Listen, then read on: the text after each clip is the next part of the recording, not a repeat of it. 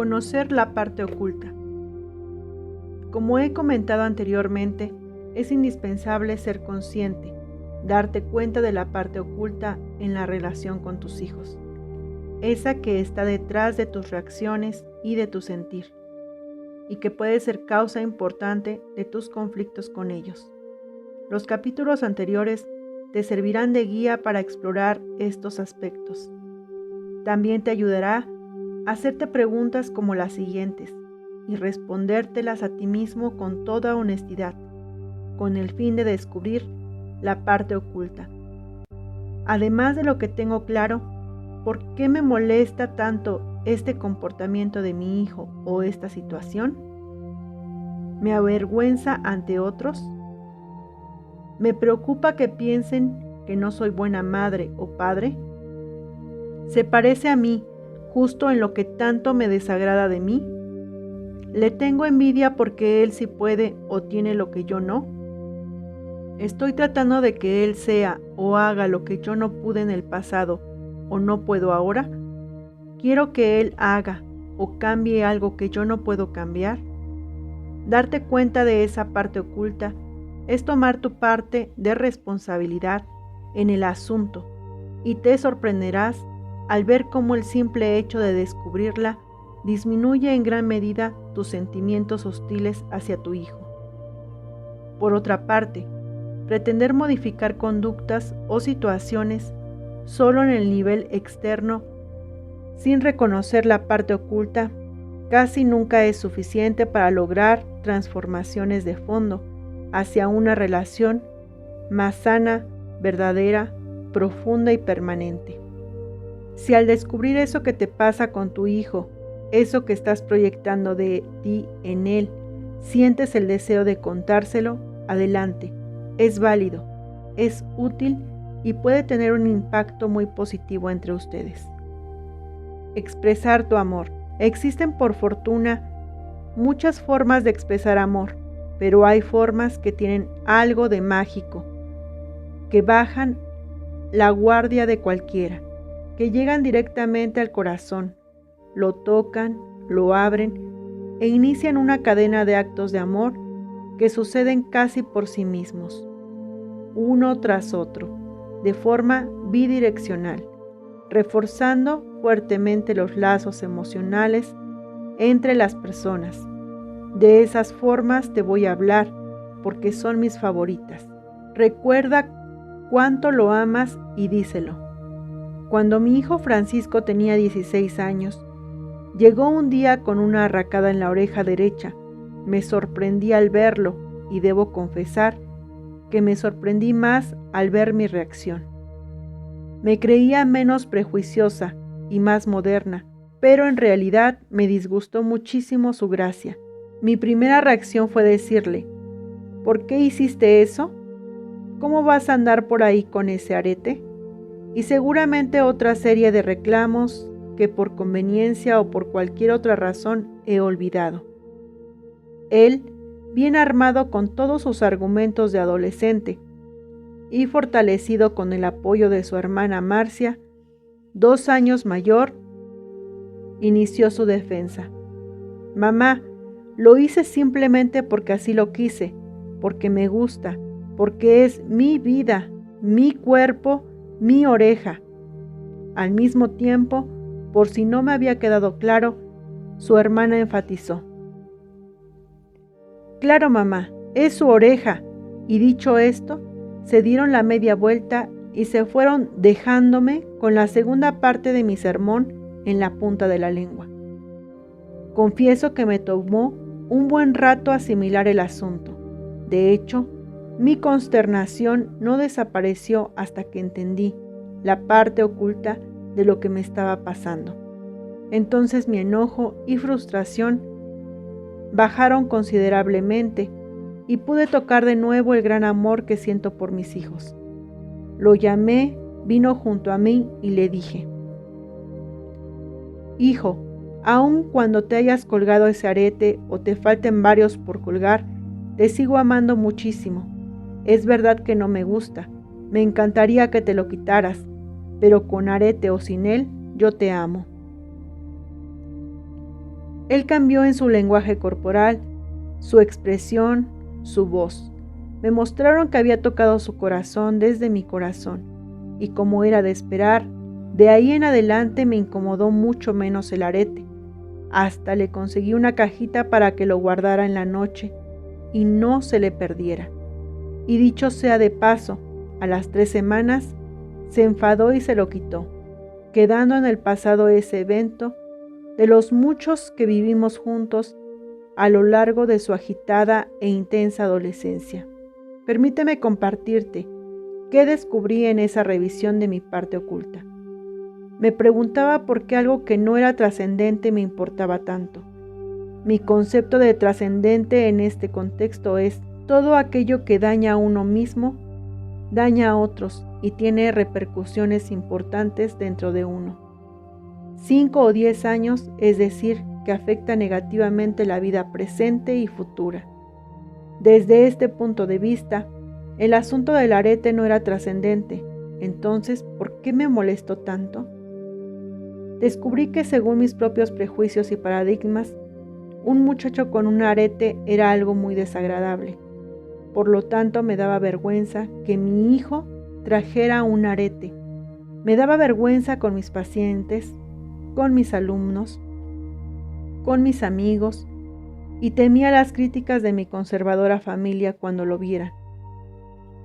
Me importaba mi imagen, me aplastaban el pecho mis prejuicios, me asustaba el momento de oír los comentarios punzantes en tono de broma de mi familia. Pero, ¿qué culpa tenía mi hijo de que yo estuviera tan atorada en el qué dirán y que tuviera paradigmas tan estrechos para evaluar? Y lo peor del caso, tal vez ni siquiera iba a sobrevenir todo aquel alud de críticas que suponía. Demasiadas veces he comprobado cómo la mayoría de las cosas que suponemos que van a ocurrir, en realidad no ocurren. Pero fue necesario hacer toda una revisión honesta para descubrir esto. Descubrí que estaba sacrificando el amor a mi hijo a cambio de quedar bien. Descubrí que efectivamente, tal como él me lo dijo, estaba en su derecho de hacerlo, pues a nadie le afectaba. Descubrí que en ese momento de mi vida estaba más llena de prejuicios y necesidad de aprobación de lo que había creído. Benditos maestros son los hijos. Cada vez que tú acompañas un reclamo o un regaño con la confirmación de tu amor, estás verdaderamente formando a tu hijo. No significa que le des por su lado, que te reprimas a ti mismo, sino que, aun cuando le expreses tu enojo, tu furia o tu simple desacuerdo, también te recuerdes a ti y le recuerdes a él cuánto lo amas. Es muy importante, sin embargo, que expreses ese amor cuando verdaderamente lo sientas. Y es muy probable que no sea en el momento en que estás tocando el enojo y la desaprobación. Tal como a mí me pasó, puede ser necesario esperar un poco o mucho para sentirlo realmente y podérselo expresar. Porque la congruencia entre lo que dices y lo que sientes es indispensable para que el mensaje llegue. Mi alumna Marisela me comentó que la última vez que su hija reprobó un examen después de 2 años de malas calificaciones fue cuando ella le dijo: «Estoy tan harta de tus reprobadas, tan desilusionada, tan enojada, pero a ti te amo muchísimo». Claro, porque mucho más poderoso será ese mensaje de amor cuando expresas que tu enojo o desaprobación es hacia ese determinado comportamiento, el arete, reprobar, no cooperar, etc., y no hacia la persona de tu hijo. Frecuentemente los padres, queriendo rechazar un comportamiento, rechazamos a nuestro hijo completito, lo cual le deja el mensaje: todo tú me desagradas, en lugar de tu comportamiento me desagrada. Expresar verbalmente nuestro amor es un camino infalible para estrechar la relación con nuestros hijos. No necesita haber razones para hacerlo, solo querer. A veces los padres les hablamos demasiado de lo que no nos gusta de ellos, de lo que hacen mal y casi nunca de lo que sí nos gusta de ellos, de lo que sí hacen bien y de cuánto los amamos. La parte de la cual le hablas a una persona es la que te va a mostrar. Háblale de su sombra y te mostrará su sombra. Háblale de su luz y te mostrará su luz. Esto en psicología se llama reforzamiento. En la vida se llama sincronicidad. Para muchas personas es difícil expresar sus sentimientos verbalmente, debido al simple hecho de que no aprendieron a hacerlo. Y en estos casos, una excelente e inigualablemente efectiva forma de expresarlos es escribirlos. El impacto que puede causar una nota o una carta donde hables de esos hermosos sentimientos que por cualquier razón no te atrevas a expresar en persona es sumamente positivo. Recuerdo que al sugerir esto a un paciente me comentó: me gusta la idea, pero siento que es muy cobarde escribirlo, en lugar de decirlo frente a frente. Mi respuesta fue: atreverse a expresar sentimientos es por sí mismo un acto de valentía, y es valiente hacerlo por escrito, porque cuando escribes algo, se queda ahí para siempre. Expresa a tus hijos tu amor, no te limites a las formas abstractas de hacerlo, suponiendo que es suficiente.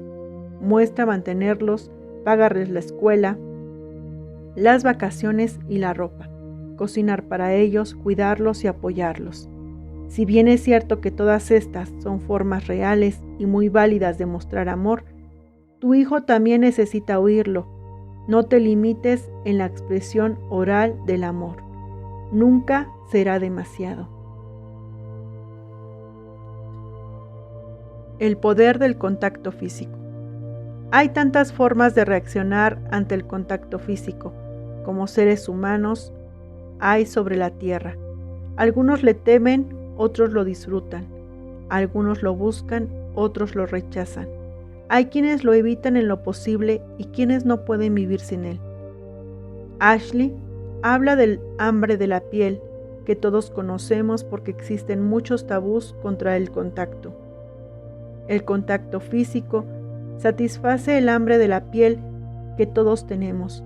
Cuando somos bebés, nos sentimos seguros y amados a través del contacto físico de nuestra madre, en primer lugar, y el de nuestro padre y otras personas que nos aman en segundo plano.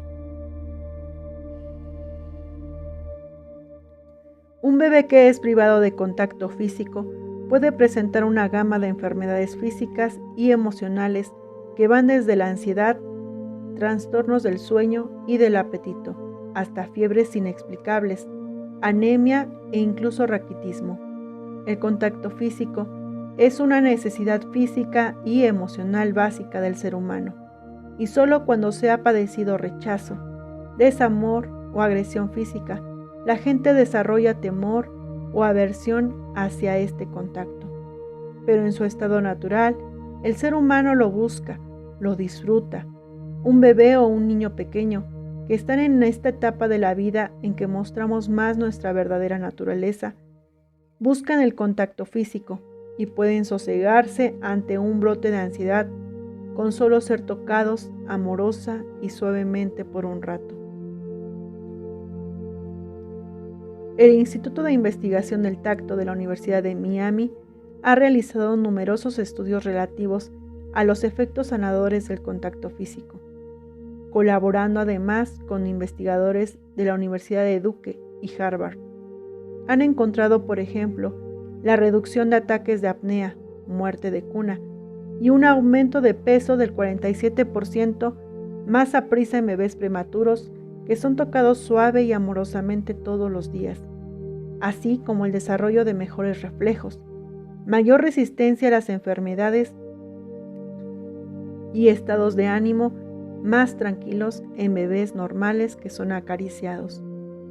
En investigaciones con personas de cualquier edad, el Instituto de Investigación del Tacto ha descubierto que incluso el más leve contacto físico tiene importantes efectos. Por ejemplo, baja la frecuencia cardíaca y la presión arterial, estimula el sistema inmunitario y por lo tanto aumenta la resistencia a las enfermedades. Estimula la secreción de endorfinas, los analgésicos naturales. Reduce la concentración de cortisol y noradrenalina, hormonas del estrés. Reduce la tendencia a la depresión y a la sensación de soledad. Cuando estamos tristes, temerosos, enfermos, cansados, frustrados, el contacto físico nos llega como un bálsamo que sana y restablece nuestro equilibrio.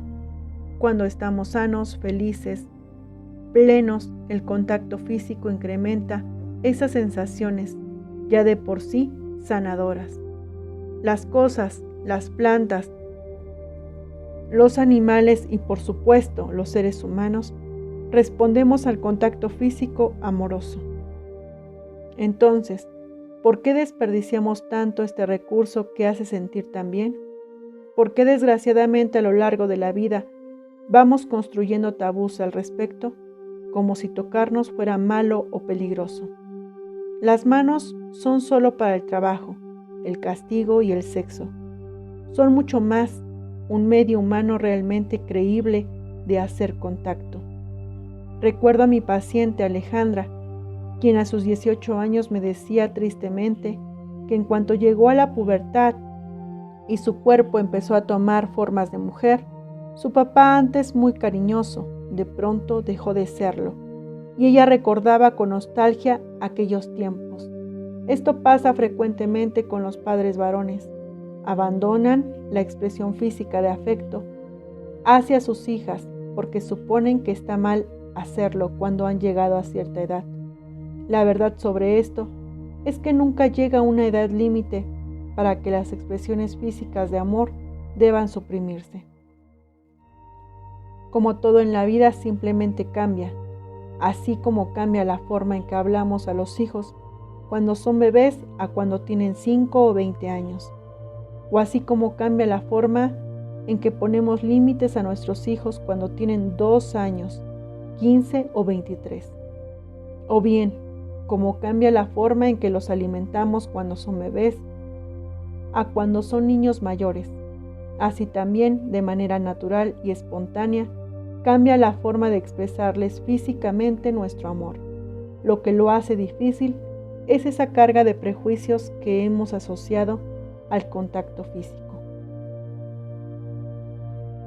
En la pubertad, entre los 11 y 13 años aproximadamente, es común que les disguste a los hijos el contacto físico de sus padres, mucho más en público. Es una incomodidad que a veces tienen que soportar. Sin embargo, sigue siendo importante para ellos y lo buscarán en el momento y la forma que lo necesiten. Comprenden la intención positiva de sus comportamientos. Vivir con un enemigo al lado durante años, día tras día, y además mantenerlo y hacerse cargo de él, suena a pesadilla o película de terror.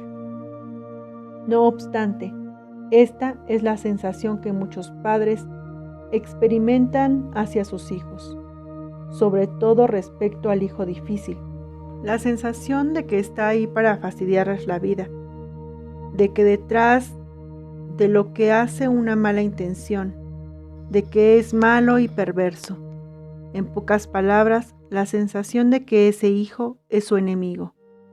Esto sucede debido a que no comprendemos que detrás de los malos comportamientos de ese hijo se esconde una llamada de atención, una petición de ayuda, una súplica de amor y aceptación, una búsqueda de felicidad, de llenar un vacío, de sentirse seguro, de sentirse valioso, y ese comportamiento es la única forma que ha encontrado para conseguirlo. Quiero recordarte que no se trata de que un día tu hijo se sentó a pensar cómo podría portarse mal para lograr todas esas cosas positivas. Esto sucede a nivel inconsciente, sin planearlo, como un mecanismo para compensar una carencia o protegerse del sufrimiento. Y aun cuando hay hijos que inconsciente o conscientemente se portan mal para agredir, desquitarse o llamar la atención, no es porque sean malos, sino porque eso les ha funcionado.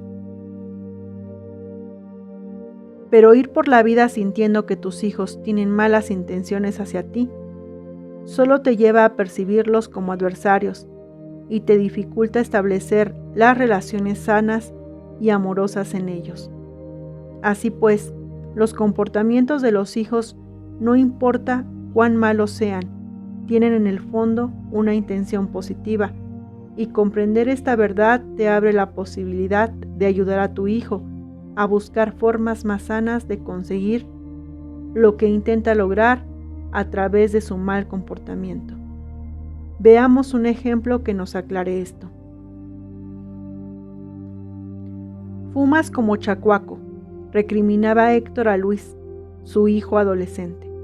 Acto seguido, desplegaba una larga y muy bien documentada explicación sobre los daños asociados al cigarro, lo cual resultaba muy interesante para cualquiera, excepto para Luis, que la había escuchado casi todos los días durante meses y en diferentes tonos, desde un sereno y cálido y suave hasta uno enérgico y agresivo. Estoy seguro que lo hace más por molestarme que porque en realidad le guste, decía Héctor con una mezcla de rabia e impotencia. Y en parte tenía razón, ya que la afición de Luis por el tabaco desaparecía misteriosamente cuando su papá salía de viaje, periodo durante el cual no le daban ganas de fumar. Y aquí entre nos, me confesó un día, ni me gusta tanto. Era esa una afición muy selectiva que, por supuesto, tenía en parte la intención de molestar. Pero, ¿qué más había detrás?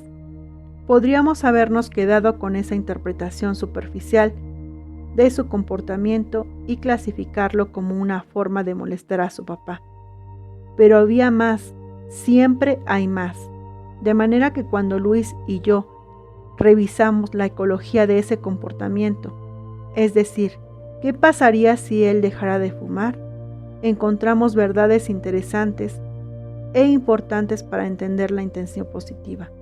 Siempre la hay, de su mal comportamiento. Descubrimos que el único momento en que su papá se acercaba a Luis era cuando fumaba, y casi la única comunicación que tenía con él era ese largo sermón sobre los daños del tabaco, de modo que cuando Luis dejara de fumar, su comunicación y contacto con su papá serían prácticamente nulos, de forma tal que seguir fumando le garantizaba seguir obteniendo su atención, aunque fuera para reprenderlo. De ese tamaño es la necesidad de los hijos por captar la atención y la cercanía de los padres. Y pueden incluso llegar a desarrollar conflictos importantes, si estos proporcionan lo que ellos necesitan.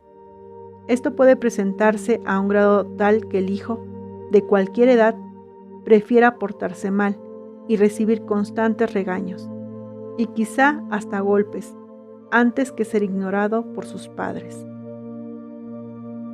Si los únicos momentos en que hablas con tus hijos o te acercas a ellos es cuando tienes algo para reprochar, llamar la atención, regañar o reclamar, no te extrañe que se porten mal, ya que es la única forma que conocen para que te acerques a ellos. Pero puedes probar un nuevo camino.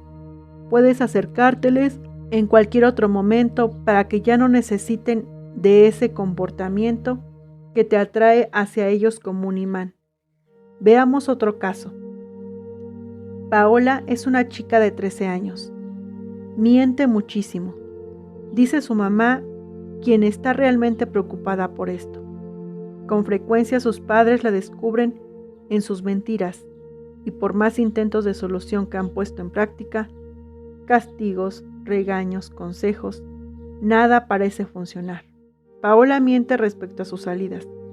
Dice, por ejemplo, que irá a casa de una amiga a hacer la tarea y en realidad se va al cine. Miente acerca de las actividades de la escuela. No avisa sobre las juntas para padres o inventa actividades académicas especiales, como visitas a museos o trabajos escolares, para obtener dinero extra. Miente casi en todo. aún en cosas donde pareciera no haber necesidad. ¿Cuál podría ser la intención positiva de un comportamiento como este? Como toda adolescente incipiente, Paola quiere comerse el mundo de un bocado. Le apasiona la amistad y la sensación de salir a divertirse sin papás.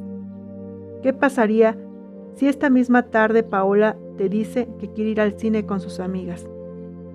Pregunté directamente a su mamá. No la dejaría, respondió ella, porque está muy joven para ir al cine sola con sus amigas. Qué clara es la razón que obliga a Paola a mentir.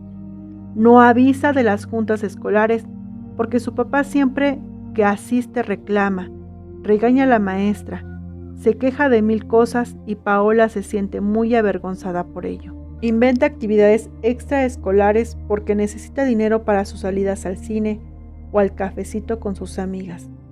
Cada una de las mentiras de Paola son intentos de obtener algo que es en verdad importante para ella, como sentirse aceptada por su grupo de amigas, socializar y divertirse. Necesidades muy importantes en esta etapa de la vida. Si bien la forma en que lo logra mintiendo no es la mejor ni la más sana, la intención de ese mal comportamiento es sumamente positiva y válida. Resulta necesario entonces que los padres de Paola negocien nuevos acuerdos con ella, de modo que de una forma funcional para todos le permitan vivir esas experiencias que tanto desea y a las que tiene derecho. A veces también los malos comportamientos tienen la intención positiva de proteger a uno de los padres o a la relación de pareja.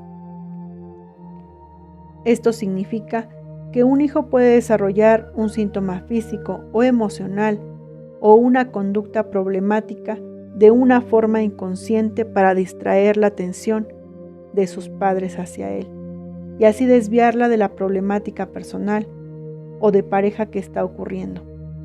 Hace algunos años conocí a una familia cuyo hijo, adolescente, había fallecido en un accidente. Casi no lloraron porque había que ser fuertes. Pasado el funeral, decidieron no volver a hablar del asunto para poder superarlo. Gran error. El papá volvió al trabajo como si nada, y la madre y los hijos a sus propias actividades. El hijo menor de 6 años empezó a presentar extraños comportamientos. Quebraba los adornos favoritos de la mamá ante sus horrorizados ojos. Echaba toda clase de pequeños objetos dentro de la sopa mientras su mamá cocinaba. Y a veces simplemente se ponía a gritar y saltar como un loco durante varios minutos, que resultaban eternos y durante los cuales no había poder humano que lo aquietara. Y se porta peor justo en los momentos en que me siento muy mal, decía su madre. ¿Y cuál crees que era la reacción de ella ante todos estos comportamientos? Claro, explotaba en llanto. Lloraba, lloraba y lloraba. A veces durante horas, y sentía un gran alivio después de hacerlo. Esta era justamente la intención positiva de los malos comportamientos de su hijo: hacer que su madre se desahogara, aligerar la enorme carga emocional que él inconscientemente sabía que estaba reprimiendo, y de esa manera protegerla de enfermedades físicas o emocionales. Inconscientemente, los hijos realizan estos actos sorprendentes para proteger a sus padres, y no podemos evaluar los malos comportamientos de una forma aislada, como si no estuviesen relacionados con el resto del sistema familiar dentro del cual se presentan. En muchos otros casos, los problemas de los hijos sirven para mantener a los padres distraídos de su propia relación, de todo el resentimiento que guardan uno hacia el otro, de la insatisfacción y de la fuerte problemática de pareja bien reprimida y negada. Cuando una pareja me presenta la urgencia de resolver la problemática de un hijo, les pregunto: ¿de qué van a hablar cuando su hijo se alivie o desaparezca el problema? Y se encuentran con la sorprendente verdad de que toda o casi toda su conversación gira en torno al problema de su hijo, y casi toda su atención y energía están dirigidas a él. Bien demostrado está en la terapia familiar que cuando el hijo que tiene un síntoma importante mejora, se destapa una crisis en la relación de pareja de sus padres, ya que el distractor desapareció. Acto seguido, el hijo vuelve atrás o se genera en otro hijo un nuevo problema, con el fin de seguir distrayendo a los padres de sus fuertes conflictos, y entonces la crisis de pareja se detiene por un tiempo. Si bien esta es una verdad irrefutable, ampliamente estudiada y comprobada, no significa que no haya solución. Tampoco significa que la familia pasará la vida dentro de ese juego patológico y doloroso. La ayuda profesional está disponible para todos y aporta las herramientas necesarias para encontrar soluciones. Cada vez que he mencionado el término portarse mal o mal comportamiento, lo he entrecomillado porque esa es la forma en que solemos llamarle a las conductas problemáticas o conflictivas. Pero tal como lo comprendemos ahora, en realidad no son malas, son solo mecanismos para lograr algo importante y positivo.